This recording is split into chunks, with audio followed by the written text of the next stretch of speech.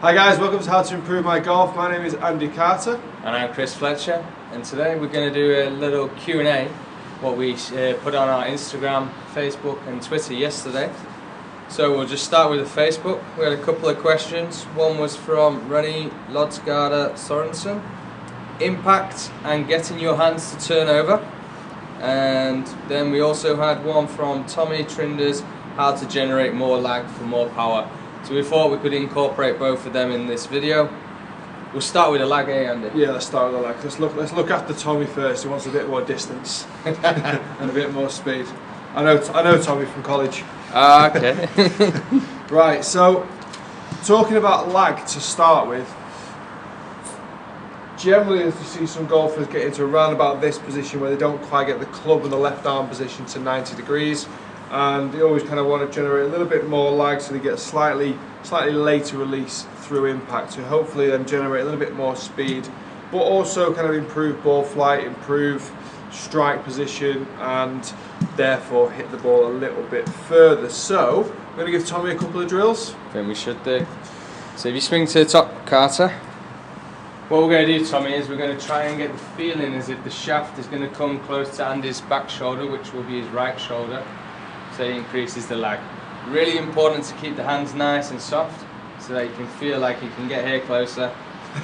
Yeah, that's it. Snap those wrists into position. So do it one more time, really soft in the hands and just feel, yeah, that's it. It's just trying to feel as if that shaft at the top of his swing is going to touch his shoulder.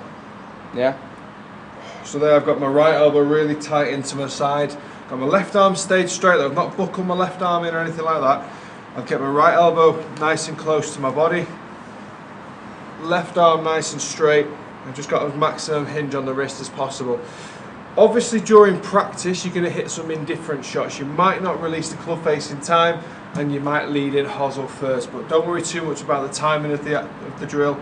It can be a dangerous drill to do. It can obviously throw off the swing path a little bit as well, so it's up to you to try and keep your swing path maintained whilst you're doing this. But from the top of the backswing, get the feeling, club dropping as close as possible to that right shoulder, maximising the lag angle, then you can just rotate on through impact and generate as much speed and power as possible. Good. So there. That's it. Try a shot. Please. Nice one. Whew. Lovely jubbly. Oh yes. So right, Andy, just go to the top again. So Tommy, this is just for the mental fall. What we want to try and do is get that shaft to feel like it's coming horizontal to the ground. If you get that horizontal, then you get a huge lag. You're going to come close to that right shoulder of Andy's, and then he'll take the club down and look at that angle there. It's explosive. That is explosive. And sore wrists. Yeah, watch your wrist. Make sure consult your doctor first, Tommy. Make sure you got no wrist injuries. Into there. Good. And just rotate it through. Which I suppose leads us nicely onto impact, because once you've created that lag, is it Rennie Sorensen? Rennie Sorensen.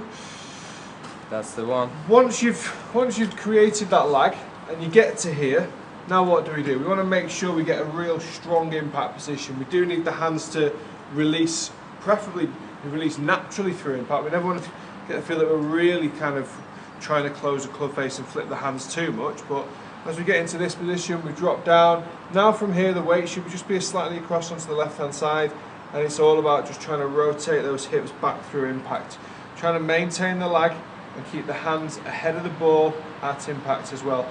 So we're trying to, if anything, deal off the club face. That's the feeling, that we're going to try and deal off the club face as we're coming through impact. If the club face is generally open at impact, the ball will obviously go to the right hand side, so at first you might need to get the feel that you are manipulating the club face through impact as well. Very much so. So there, down, rotate, and just get into this position here, looking at the toe of the club pointing to the left. So if we're looking at it as a clock face, we're normally pointing at 12 o'clock. At the moment, try and force it, try and get to around 9 o'clock. Try and get the club face pointing to the left hand side, 90 degrees left. as you're coming through impact, just to kind of get the feel that you are exaggerating the hands a little bit until you can hit the ball to the left.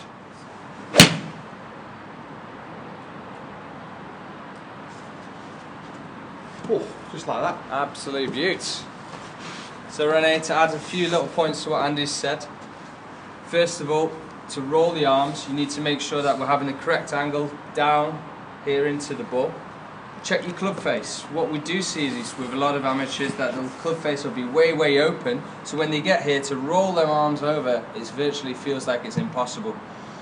Definitely inconsistent if it does happen. Exactly. So get here, and what you want to see is that the shaft is parallel to the spine angle. We don't want to see this toe looking to the sky. We want to see it looking so that it's parallel to the spine angle. That will allow us to come square into impact, rotating the hips as Andy's just mentioned. So work on that part, and then the second part, what Andy says, get the rotation so that the club face is looking down, and then we know that you're going to be able to release on the club. To feel like you're working on releasing here, you've got to be careful is because if you feel that, you can end up scooping it and your hands get behind the ball, you're going to hit it left, you're going to hit it weak, you could even do it like this. It's really important that impact that the hands are coming in front of the ball at the same time the forearms are rotating. Perfect, yeah. So getting that club, trying to exaggerate, get the club face pointing to the ground on the way through impact. Ideally, where do we want it? Ideally. Finished article positioning. The finished article, so quickly, club face correct here, same as spine angle.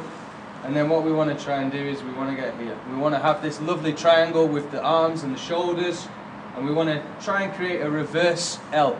That's the goal. If you get to the reverse L, because what we see is if you look at the camera down the line, you'll probably be in this position. Your left elbow will be very high, your club will be over in this position. So if you chicken wing. Chicken wing, that's the one. We had a comment about that last week actually.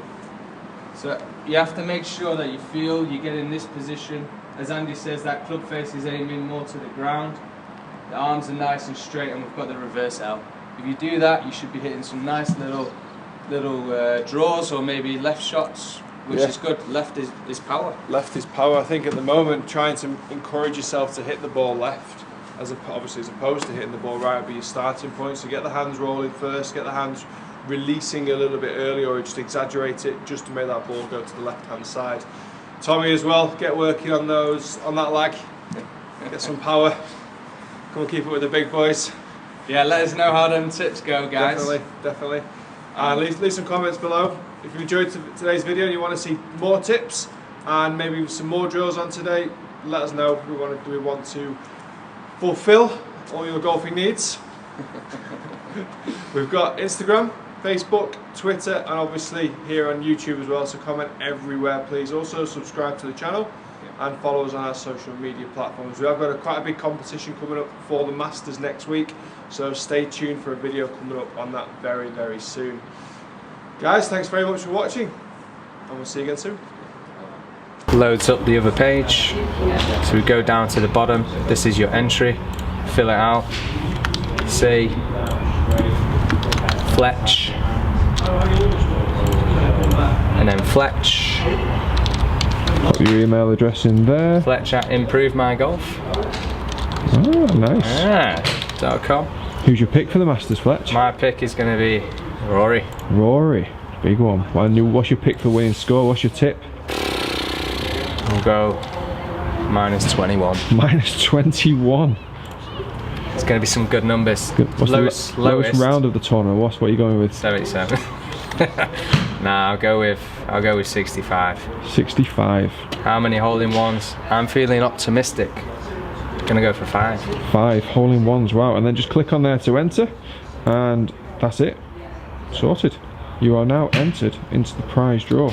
However, you can't win. You're not eligible for this. Oh, that's a pity. There we go. Congratulations, you've entered the draw to win some great prizes.